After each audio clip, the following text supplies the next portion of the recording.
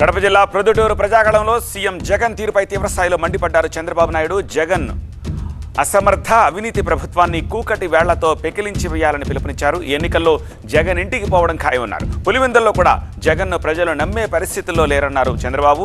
కడప ఎవరి ఇలాకా కాదన్నారు. 5 ఏళ్లు రాయలసీమకు జగన్ చేసిందేమీ లేదని విమర్శించారు బాబు. కడప ఎవరి ఇలాకా కాదు, ప్రజలు ఏ పెత్తందారుల కింద బానిసలు కాదు. మీరు ఒకటే మిమ్మల్ని కోరుతున్నా, తెలుగుదేశం పార్టీ ఎన్డీఏ అన్స్టాపబుల్.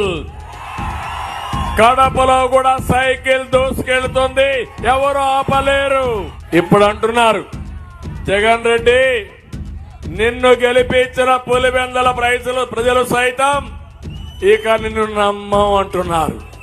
ఎందుకు నమ్మరో కూడా చెప్తాను.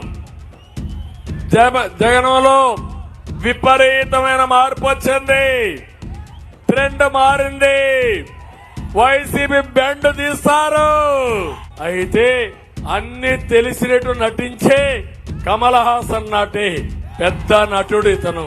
నేను అందుకే అన్నా, ఇతని కరకట్ట కమల్ హాసన్ ఇతను.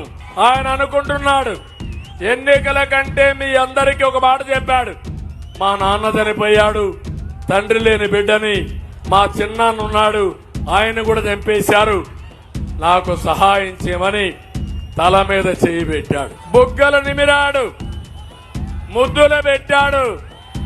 మీరు ఐస్ అయిపోయారు, ఏదో చేసేస్తాడని ఊహాగానాలకు వెళ్ళిపోయారు. మంచి సమయాన్ని పోగొట్టుకున్నాం. ఈ ముఖ్యమంత్రి ఒక్క పని చేసే పరిస్థితి లేడు. అందుకే ఈ రోజు మిమ్మల్ని అందరినీ ఒకటే కోరుతున్నా, ఈ రోజు మీరందరూ ఆలోచించాలి. ఈ రాయలసీమ బాగుపడాలంటే క్విట్ జగన్మోహన్ రెడ్డి, సేవ్ రాయలసీమ. సిద్ధమా మీరు?